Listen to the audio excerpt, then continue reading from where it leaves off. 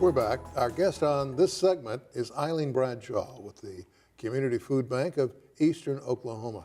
Kid, it's good to have you back. Thank you so much for having me. How was Christmas? Everything go okay? It was good. I personally had a nice Christmas, and that's always a big time of year for the food bank, and it's kind of make it or break it for the rest of the year. Donations started off kind of slowly, but the community rallied around, so I feel like we ended up in a good place, which will help the next few months. I don't know if this is an unfair question, but I gotta ask it. Sure. Have you any idea how many people you were able to help? I can't give you a number. I know that our meal counts were up. We monitor, we translate the pounds of food into meals to give us kind of an equivalency. Sure. An average week, we distribute enough food for about 339,000 meals. And we know that we blipped up considerably those last 2 weeks of December. So, up to like 40% over in 1 week. My Lord. Well, I'm just glad you were able to help. Well, we're very grateful to everybody that pitched in. God knows they need the help. We're seeing video here, and perhaps you could explain it for us. So this is in our volunteer reclamation center. So those are proceeds of food drives that you just saw. And volunteers come in and help us sort. Volunteers like this, we get groups in. This is Mayor Bynum. The city did a food drive for us, and you can text hunger to contribute money. These are two faithful volunteers, Miss Ann and Miss Maceline. There's a group of young people from the Muslim American Society.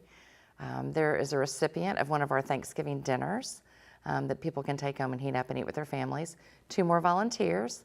Looks like they're sorting cereal and cans.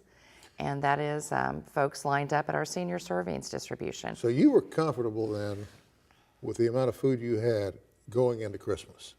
Well, we knew that we'd be ramping up. A lot of our partners were ordering extra food, and we didn't have to turn any of our partners away, and we didn't have to turn anyone away for meals that came. I can't say that I'm ever really comfortable because there's always an unknown, but we were able to meet our partner programs requests and all of our internal programs. But at the end of the day, you have to go home with a smile on your face. I feel really good about what happened over the holiday season. From a community perspective, we had lots and lots of volunteers come in and help. We had people who gave generously of food and money, and we were able to serve a lot of families, and we heard a lot of stories. We had grandmothers tear up saying that they weren't sure how they were going to provide a Thanksgiving until they knew that they were getting that meal from us. We did a Thanksgiving meal distribution at South Peoria Community House, and there was a darling little boy on a bicycle. We were serving hot soup while people were waiting in line to get these boxed meals. One little boy came back 3 times, and then he asked if he could take soup back for his mother and 2 sisters. And he was trying to ride his bike with 3 cups of soup in his hand. And so obviously, somebody followed him home. So that could have ended badly for everyone. But, I think it was just really, he was clearly hungry. I don't think people have an inkling as to how dire the situation is for a lot of folks out there. There are folks that go through the week with so little that I don't think most of us can imagine.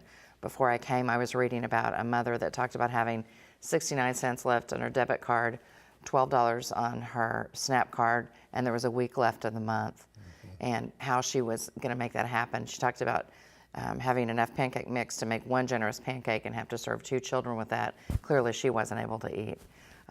It's pretty staggering, really, the choices that people have to make. And it's not just, well, I need to scale back my meal plan. There is no meal plan. There is no food, and they really have to have help from the community to make it. There's just no way. I mean, this is obviously feeling a big need. Okay, we finished Thanksgiving. We finished Christmas. Are your supplies low now?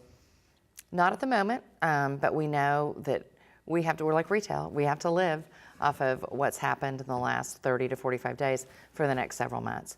So we're watching, a lot of our partner programs stocked up, and they're coming back around now saying, okay, we depleted our stores, and we know that this is going to be a time of restocking for our partners and for us at the food bank. So, and they're responding?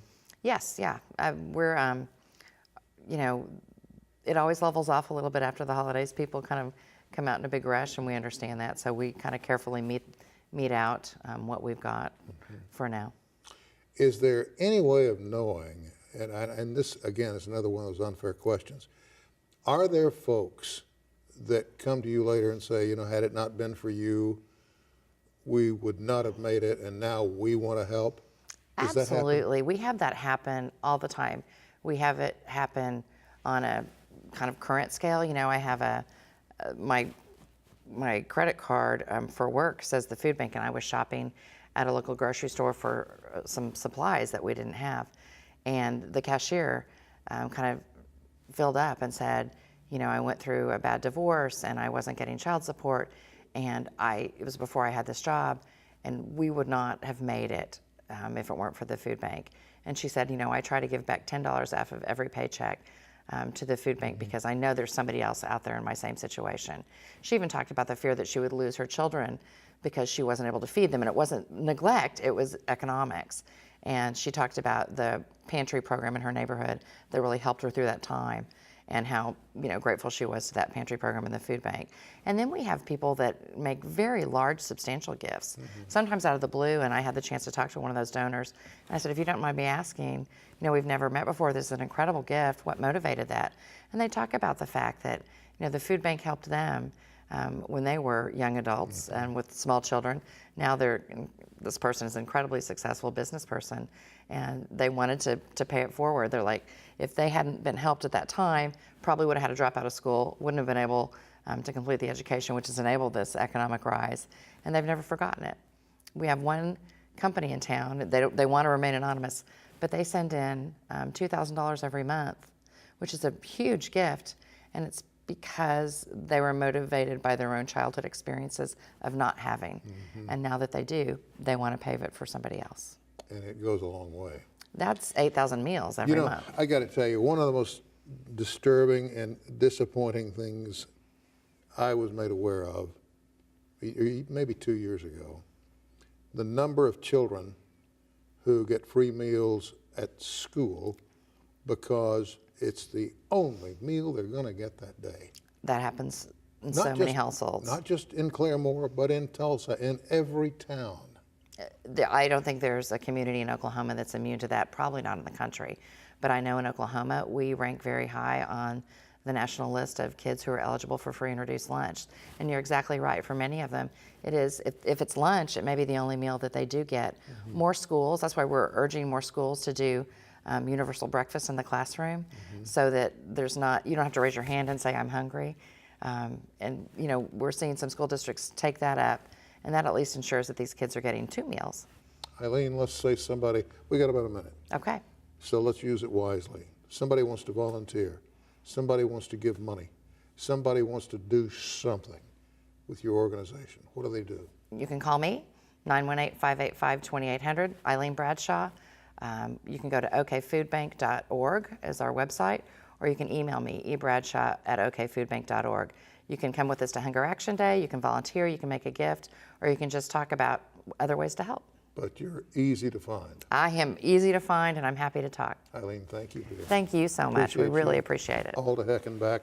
Want you back again. We're going to keep We're going to get this monkey. You bet. We're all out of time, and we want to thank you for joining us for this edition of Perspectives. We'll see you next time.